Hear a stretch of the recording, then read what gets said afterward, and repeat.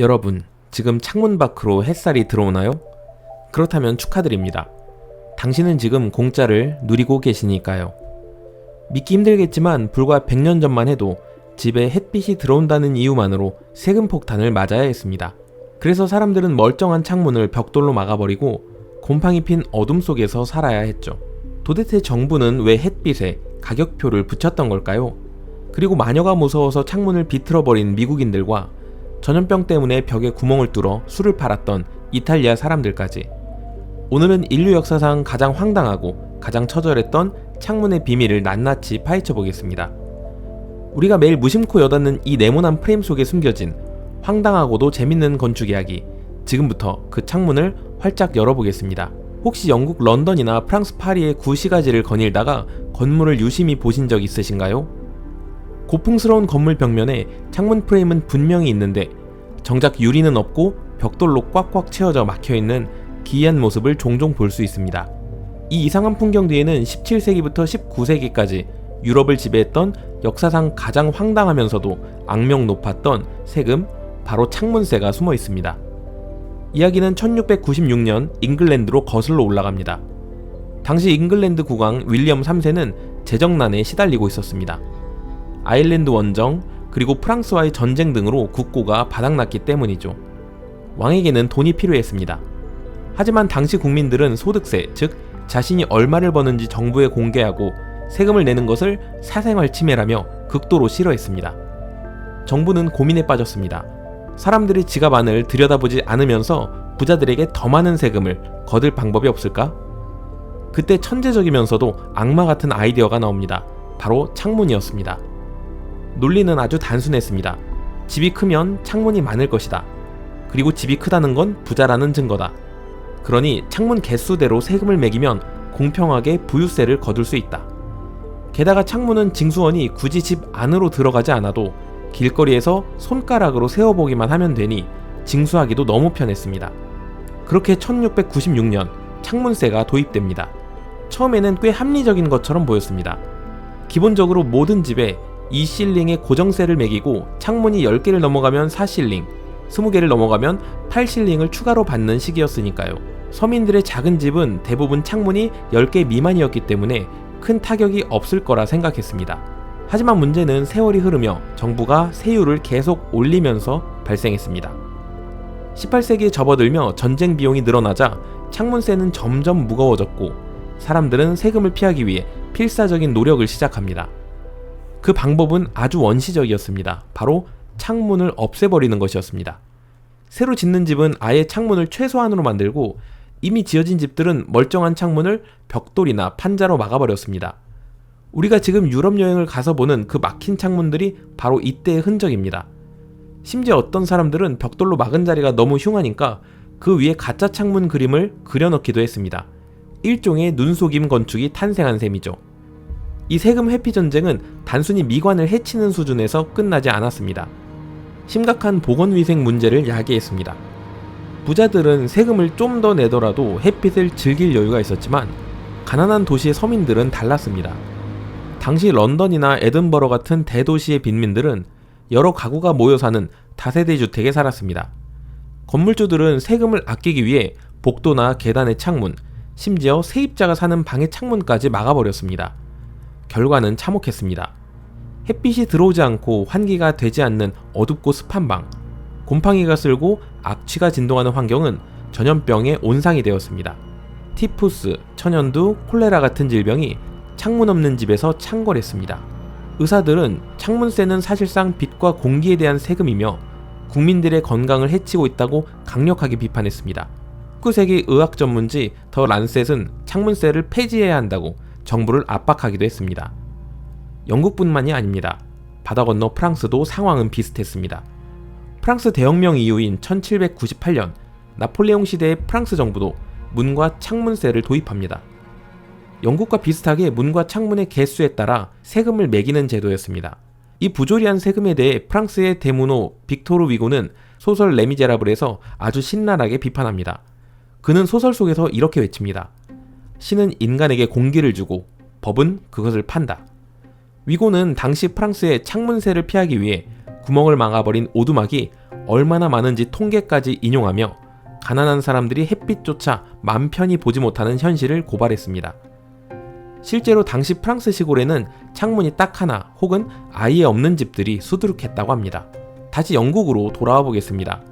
이 악명 높은 세금은 무려 150년 넘게 지속되다가 국민들의 거센 반발과 위생 문제에 대한 경각심이 커지면서 1851년에 비로소 폐지됩니다. 창문세가 폐지되자마자 영국에서는 유리 산업이 폭발적으로 성장합니다. 사람들은 억눌렸던 욕구를 분출하듯 건물에 거대한 창문을 내기 시작했고, 이는 1851년 런던 만국박람회의 상징인 수정궁처럼 온통 유리로 뒤덮인 건축물이 등장하는 배경이 되기도 했습니다.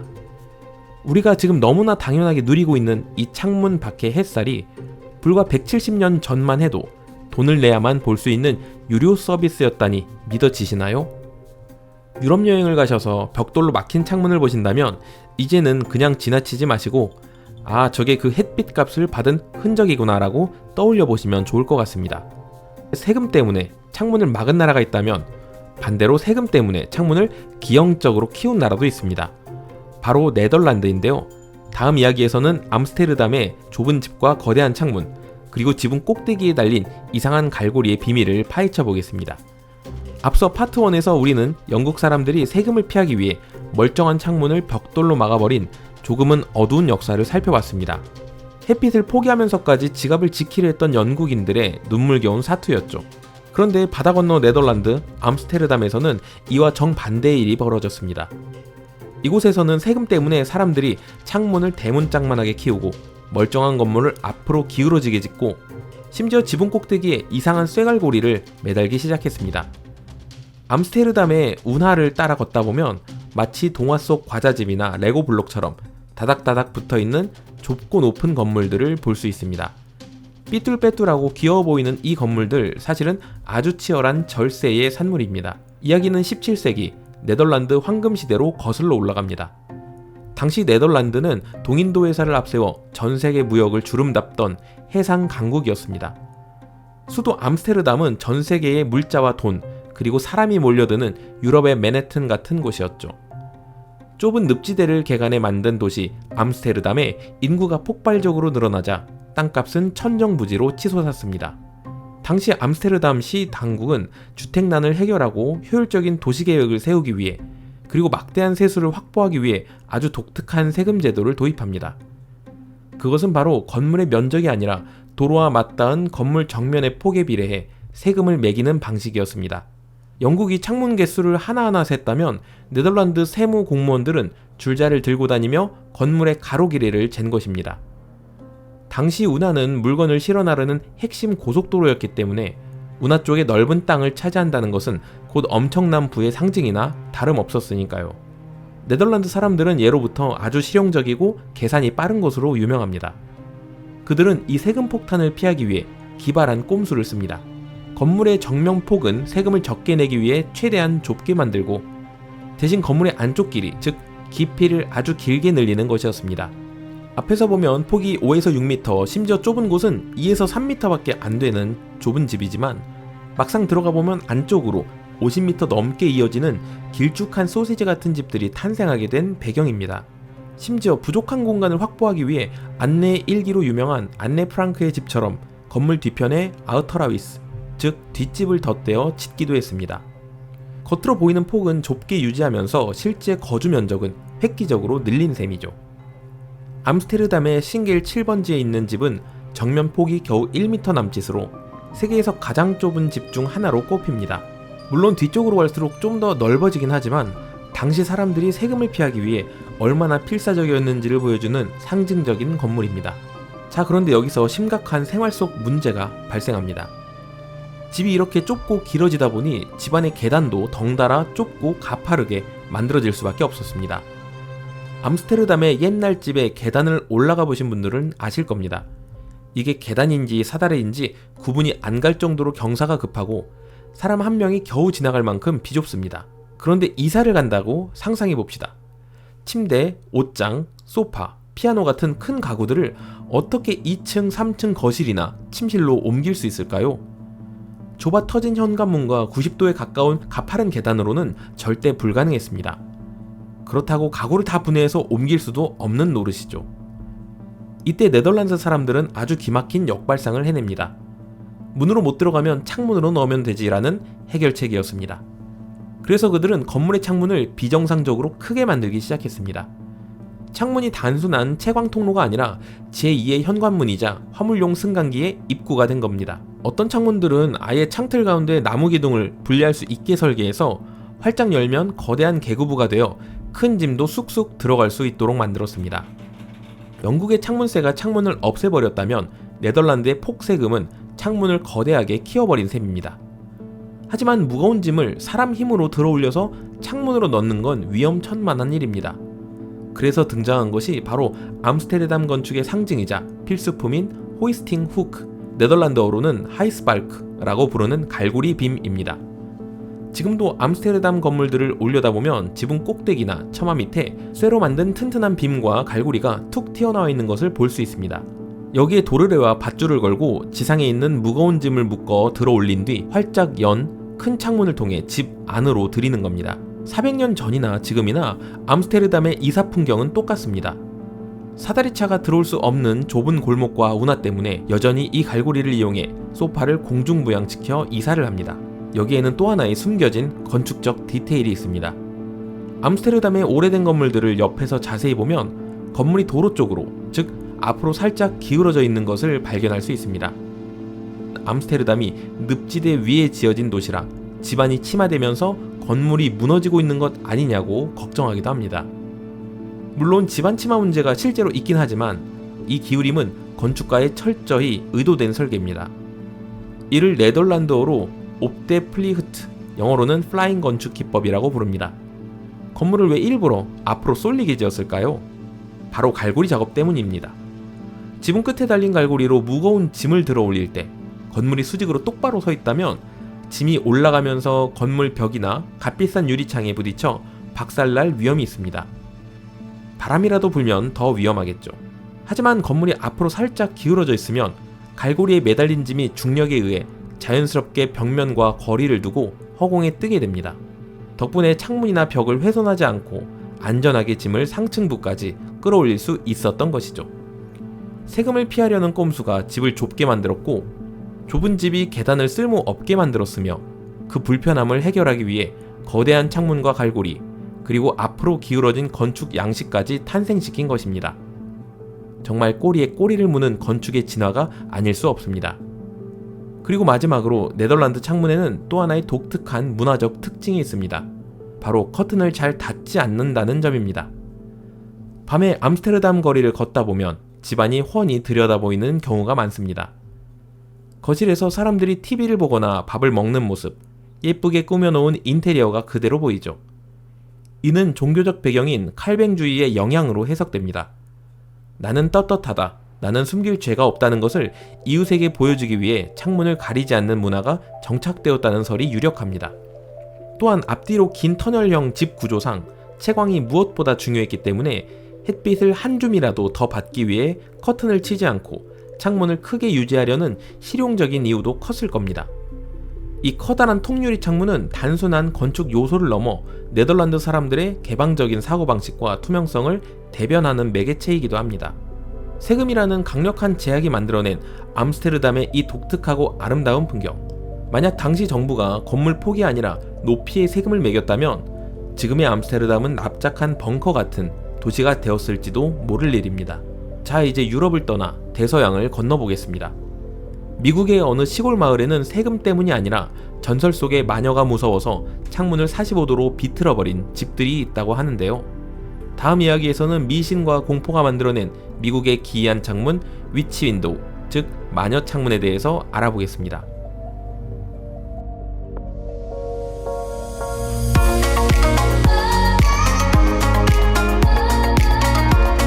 유럽에서 세금 때문에 창문을 막거나 기형적으로 키우는 모습을 봤다면 이번에는 대서양을 건너 미국 북동부의 평화로운 시골 버몬트주로 떠나보겠습니다. 캐나다 국경과 맞닿아 있는 버몬트는 아름다운 단풍과 스키 리조트, 그리고 질 좋은 메이플 시럽으로 유명한 곳입니다. 그런데 차를 타고 이 한적한 시골 마을을 지나다 보면 아주 기이하고도 신경 쓰이는 건축물을 발견하게 됩니다. 오래된 농가주택의 지붕 아래 2층 벽면을 유심히 보겠습니다. 창문이 하나 달려있긴 한데 뭔가 잘못됐습니다. 창문이 똑바로 서 있는 게 아니라 45도 각도로 삐딱하게 누워있기 때문입니다. 멀쩡한 직사각형 창문을 대각선으로 비틀어 박아놓는 이 기괴한 창문의 정식 명칭은 버몬트 윈도우입니다. 하지만 현지 사람들은 이 창문을 훨씬 더 재밌는 이름으로 부릅니다. 바로 마녀 창문입니다.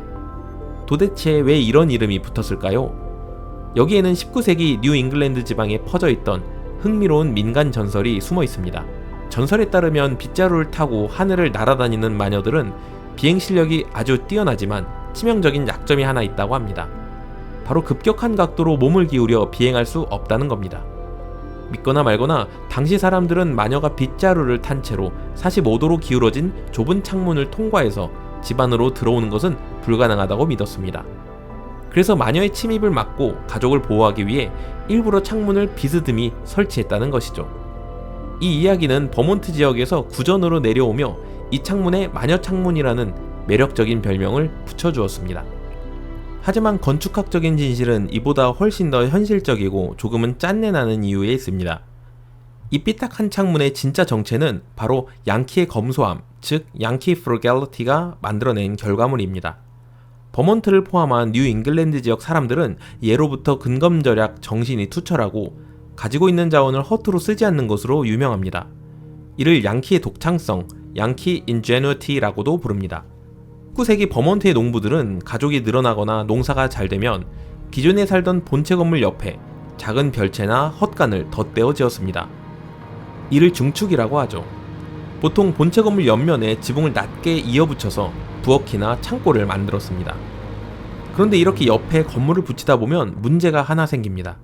새로 생긴 별채의 지붕 라인이 본체 건물의 2층 벽면을 가리게 되는 겁니다. 본체 2층 방 입장에서는 날벼락입니다. 원래 있던 벽의 대부분이 옆 건물 지붕에 가려져 버리니까요. 남은 공간이라고는 지붕선과 처마 사이에 끼어있는 아주 좁고 긴 삼각형 모양의 벽면뿐이었습니다. 이 좁은 삼각형 공간에 창문을 내야만 2층 방에 햇빛이 들어오고 환기를 시킬 수 있습니다. 그런데 여기에는 일반적인 수직 창문이 들어갈 높이가 나오지 않습니다. 보통의 건축가라면 두 가지 해결책을 생각했을 겁니다.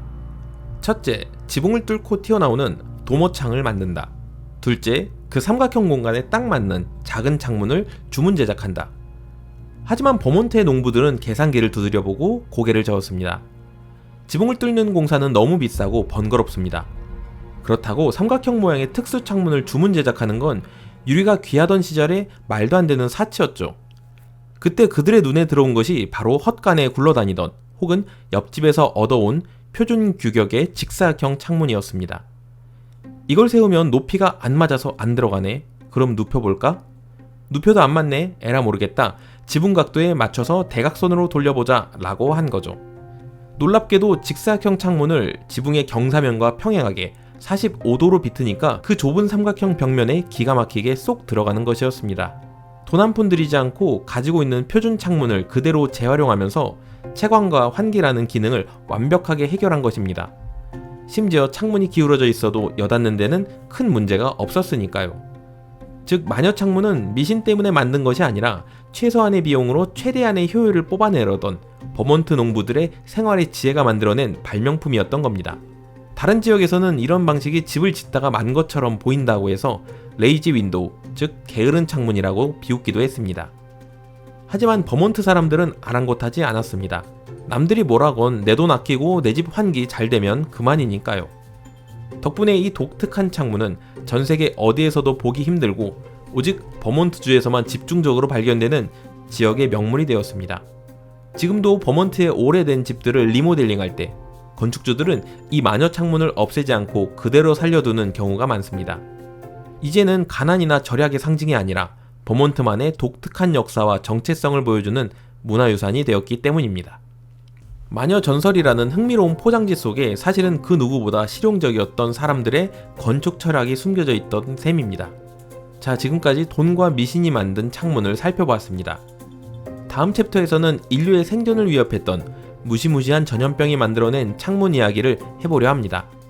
이탈리아 피렌체에서는 벽에 뚫린 아주 작은 구멍으로 와인을 팔던 곳이 있다고 하는데요. 코로나19 팬데믹 때 화려하게 부활한 와인 창문의 비밀을 바로 다음에 이어서 살펴보겠습니다. 지금까지 우리는 세금을 피하기 위해 혹은 마녀를 막기 위해 만들어진 기상천외한 창문들을 만나봤습니다. 이번엔 좀 더 낭만적이고 한편으로는 인류의 생존 본능이 담긴 창문을 만나러 이탈리아 토스카나의 심장 피렌체로 떠나보겠습니다. 피렌체는 두오모 성당과 우피치 미술관, 그리고 미켈란젤로와 다빈치의 숨결이 살아있는 르네상스의 발상지입니다. 골목마다 예술이 흐르는 이 아름다운 도시를 걷다 보면 오래된 귀족 저택의 1층 외벽에서 아주 독특한 구멍을 발견하게 됩니다. 성인 허리춤 정도 오는 높이에 어른 손바닥 2개를 합친 것만한 작은 아치형 모양의 구멍, 나무로 된 작은 문이 달려있고 위쪽은 둥글고 아래쪽은 평평한 모양입니다. 마치 동화 속에 나오는 생쥐의 현관문 같기도 하고 우편함을 잘못 설치한 것 같기도 한 이 구멍의 정체는 무엇일까요? 이것은 바로 부케테 델 비노, 우리말로는 와인 창문이라고 불리는 아주 특별한 건축물입니다. 피렌체 시내에만 무려 150개가 넘게 남아있는 이 작은 창문에는 400년이 넘는 역사와 아주 흥미로운 사연이 숨어 있습니다. 이야기는 16세기 메디치 가문이 피렌체를 통치하던 시절로 거슬러 올라갑니다. 1559년 토스카나 대공 코시모 1세는 피렌체의 귀족 가문들에게 아주 파격적인 혜택을 하나 줍니다. 바로 자신들의 영지에서 생산한 와인을 중개상이나 술집을 거치지 않고 시민들에게 직접 할 수 있도록 허락한 겁니다. 세금을 면제해주는 일종의 직거래 장터를 열어준 셈입니다. 귀족들은 자신의 저택 지하 창고에 와인을 가득 채워두고 와인을 시켜 시민들에게 와인을 팔기 시작했습니다. 그런데 거대한 대문을 활짝 열어놓고 장사하자니 귀족으로서는 체면이 안 서고 낯선 사람들이 집 안으로 들어오는 것도 꺼려졌습니다. 그래서 고안해낸 것이 바로 이 작은 구멍입니다. 저택 1층 벽에 와인병 하나가 딱 들어갈 만한 크기로 구멍을 뚫었습니다. 길을 가던 시민이 이 구멍을 똑똑 두드리면 안에서 하인이 문을 열고 빈 플라스크에 와인을 채워주거나 와인 한 잔을 건네주는 방식이었습니다. 현대판 드라이브스루의 시초라고 할 수 있겠네요.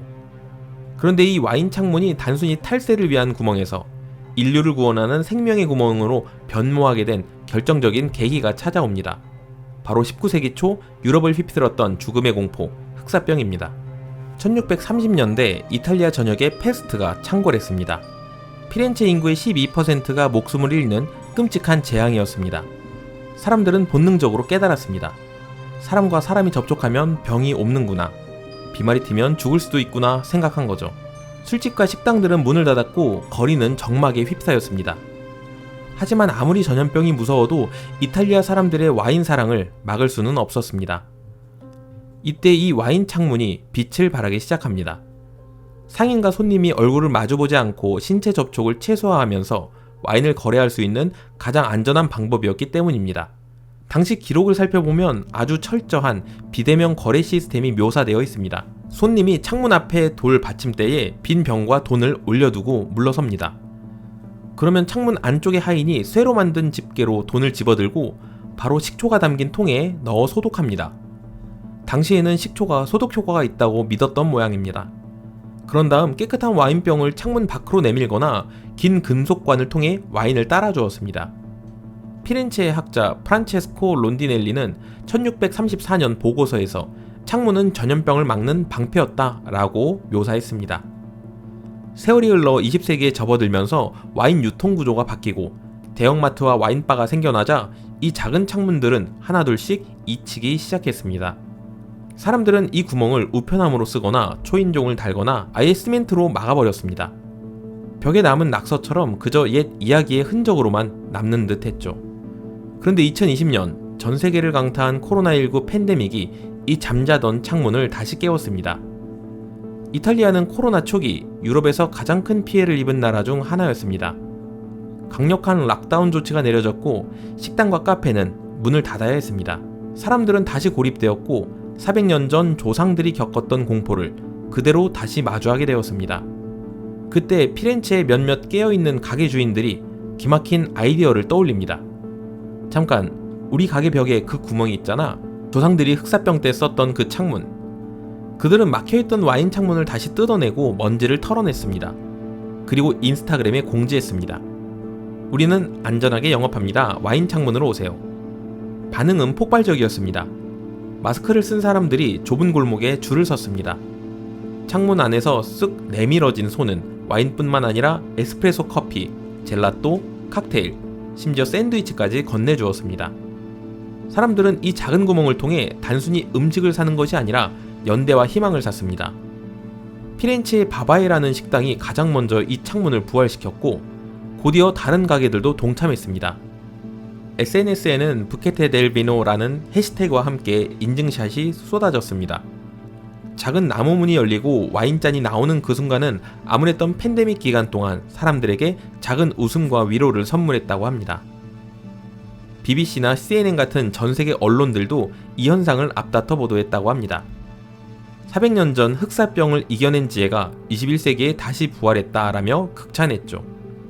과거의 유물이 박물관에 갇혀있지 않고 현대의 재난 속에서 다시 생명력을 얻어 실제로 작동하는 기적같은 장면이었습니다. 재밌는 점은 이 와인 창고의 크기와 모양에도 엄격한 규칙이 있었다는 겁니다. 높이는 약 30cm, 폭은 20cm 정도로 피아스코라고 불리는 지프로 감싼 배불뚝이 와인병이 딱 하나 통과할 수 있는 크기여야 했습니다. 그리고 위쪽은 아치형이어야 했죠. 이는 메디치 가문의 건축 양식과 종교적인 의미를 담고 있다고 합니다. 지금 피렌체에는 와인 창문협회라는 단체까지 있어서 도시 곳곳에 숨어있는 창문들을 찾아내 지도를 만들고 보존하는 활동을 하고 있습니다. 그들의 조사에 따르면 피렌체 성벽 안에만 150개, 토스카나 전역에는 300개 가까운 와인 창문이 남아있다고 합니다. 어떤 것은 명품 매장의 쇼윈도우 옆에, 어떤 것은 일반 가정집 벽에, 어떤 것은 그래피티로 뒤덮인 채 조용히 자리를 지키고 있습니다. 만약 여러분이 피렌체를 여행하게 된다면 화려한 두오모 성당만 올려다보지 말고 가끔은 시선을 낮춰 낡은 벽면을 살펴보시기 바랍니다. 그리고 그 작은 나무문이 보인다면 한번 두드려 보시기 바랍니다. 운이 좋다면 400년 전 흑사병을 피해 와인을 마시던 르네상스 사람들의 숨결과 함께 향긋한 와인 한 잔을 손에 넣을 수 있을지도 모르니까요. 전염병은 인류를 갈라놓으려 했지만 인간은 벽에 구멍을 뚫어서라도 서로 연결되기를 원했습니다. 와인 창문은 어쩌면 단순한 건축물이 아니라 고난 속에서도 삶을 즐기고 서로를 위로하려 했던 인간의 꺾이지 않는 의지가 만들어낸 가장 낭만적인 구멍이 아닐까요? 자, 이제 마지막으로 유럽과 미국을 넘어 중동의 뜨거운 사막으로 가보겠습니다. 그곳에 뜨거운 태양은 막아주면서 집안의 여인들을 밖으로부터 숨겨주는 아주 비밀스럽고 아름다운 창문이 있다고 합니다. 유럽과 미국의 창문들이 돈, 미신, 그리고 전염병과 싸운 역사였다면 중동 아랍권의 창문은 인간이 거스를 수 없는 두 가지 거대한 힘, 바로 가혹한 태양과 엄격한 종교적 규율에 맞서 싸운 결과물입니다. 이집트 카이로나 모로코, 사우디아라비아의 오래된 골목을 걷다 보면 건물 2층이나 3층 밖으로 툭 튀어나온 나무 발코니를 볼 수 있습니다. 그런데 우리가 아는 일반적인 발코니처럼 뻥 뚫려 있는 게 아닙니다. 아주 정교하고 아름다운 기하학적 무늬가 새겨진 나무 격자 창살이 발코니 전체를 감싸고 있죠. 멀리서 보면 마치 건물이 화려한 나무 레이스를 입고 있는 것처럼 보입니다. 햇빛을 받으면 그 그림자가 바닥에 아름다운 아라베스크의 문양을 그려내는 이 신비로운 창문의 이름은 마슈라비아입니다. 이것은 단순한 장식이 아닙니다. 현대 건축가들도 혀를 내두를 정도로 완벽하게 계산된 최첨단 친환경 시스템이자 완벽한 프라이버시 보호장치입니다. 첫 번째 기능은 바로 천연 에어컨입니다. 중동의 사막 기온은 살인적입니다. 낮에는 40에서 50도를 오르내리는 뜨거운 태양이 내리쬐죠.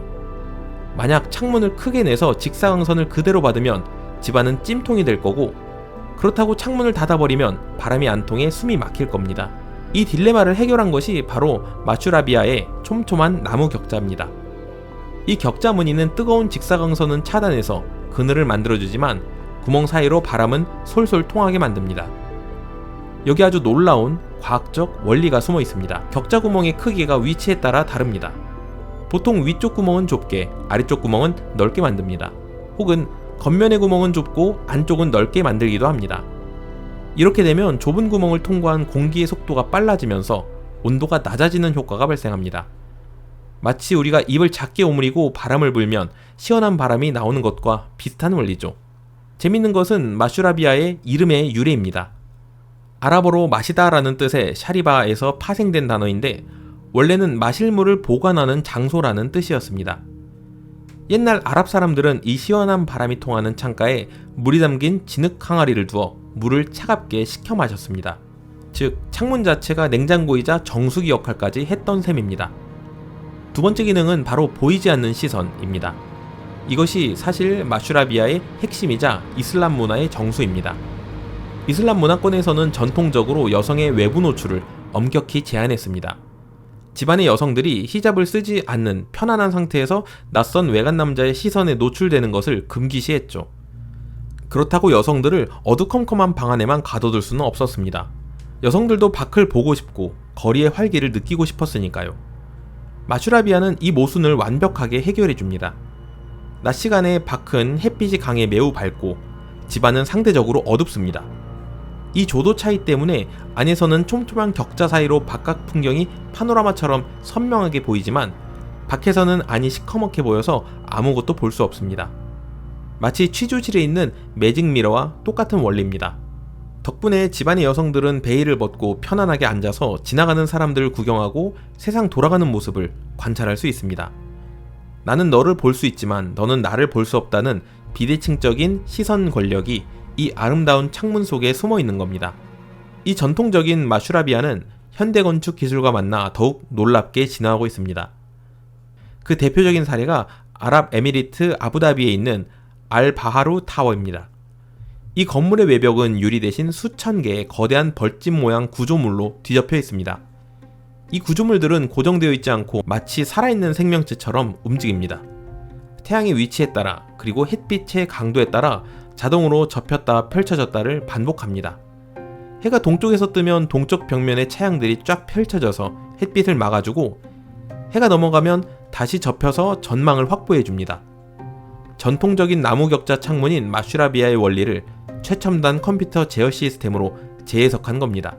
덕분에 이 건물은 사막 한가운데 있으면서도 에어컨 사용량을 획기적으로 줄일 수 있었다고 합니다. 또한 프랑스 파리에 있는 아랍 세계연구소 역시 장누베일이라는 거장이 설계했는데 이곳의 창문도 카메라 조리개처럼 닫혔다 열렸다 하며 빛의 양을 조절하는 기계식 마슈라비아 시스템을 적용했습니다. 1000년 전 사막의 지혜가 현대의 스마트 빌딩으로 다시 태어난 겁니다. 나무를 깎아 만든 섬세한 조각품 같지만 그 안에는 뜨거운 태양을 다스리려는 과학적 지혜와 가족의 프라이버시를 지키려는 문화적 배려가 공존하고 있습니다. 마슈라비아는 단순히 밖을 내다보는 구멍이 아니라 빛과 바람, 그리고 시선까지 조절하는 건축의 마법이었습니다. 지금까지 우리는 세계 각국의 기상천외한 창문들을 통해 그 속에 숨겨진 인류의 생존기를 들여다봤습니다. 영국과 프랑스에서는 세금을 피하기 위해 햇빛을 포기하고 벽돌로 창문을 막아야 했고, 네덜란드에서는 좁은 집을 극복하기 위해 창문을 대문짝만하게 키우고 갈고리까지 매달았습니다.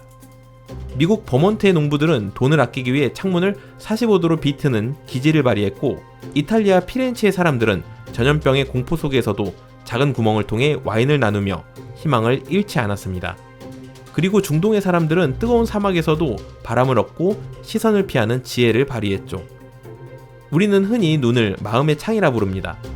하지만 반대로 창문은 그 시대를 살았던 사람들의 마음을 보여주는 눈이 아닐까요? 어떤 창문에는 가난을 피하려는 절박함이, 어떤 창문에는 병마와 싸우는 간절함이, 또 어떤 창문에는 쾌적한 삶을 향한 지혜가 서려 있습니다. 출근길이나 등굣길에 무심코 지나쳤던 창문들도 유심히 살펴보시기 바랍니다. 어쩌면 그 네모난 프레임 속에 우리가 미처 알지 못했던 또 다른 흥미진진한 역사가 숨지고 있을지도 모르니까요. 긴 이야기 들어주셔서 감사하고 도움이 되셨다면 좋아요와 구독 그리고 댓글 부탁드립니다.